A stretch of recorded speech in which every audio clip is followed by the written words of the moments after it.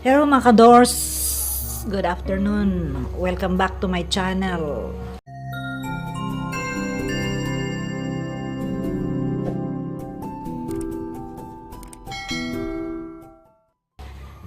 I-flex ko lang po itong puno na mulberry fruit tree. Ito yung ang seedlings nito binigay sa aking pinsan na si Inoy, tapos itinanim ni Inan. Kami nang nag-alaga kaya lumaki na. Ito ang itsura niya pag pag wala pang bunga. Pero bago katitrim lang po nito. Kasi lumaki na siya.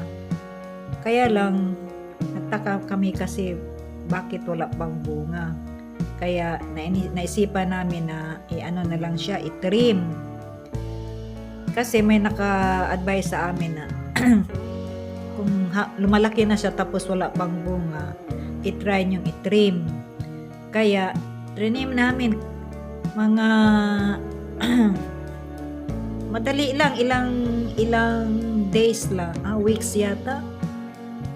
After trimming, weeks after, meron ng meron ng totoo naman, meron ng bunga.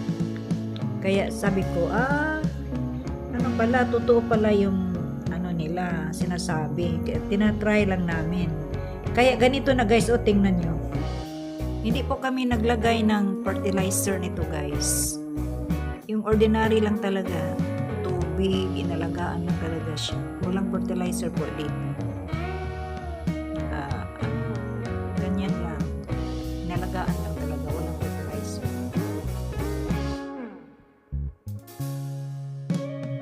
Shout out pala sa aking pinsan na si Inoy, si Aquilino. Siya palang nagbigay nito sa akin. Pero kami na ang nagtanim. Ang akin ng mister ang nagtanim nito.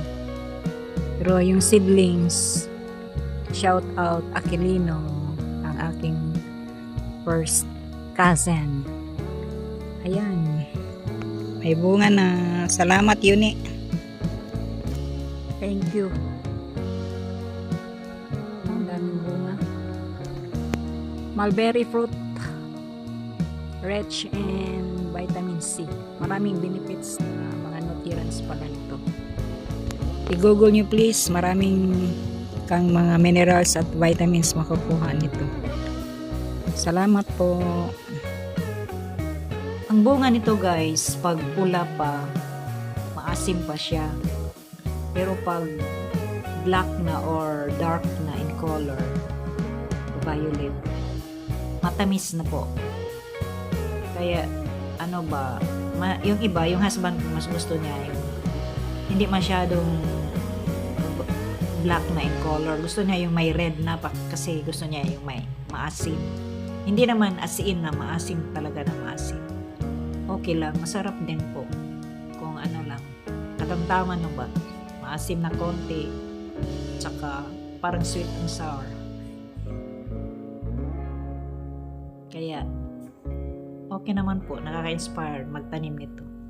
Thank you for watching guys.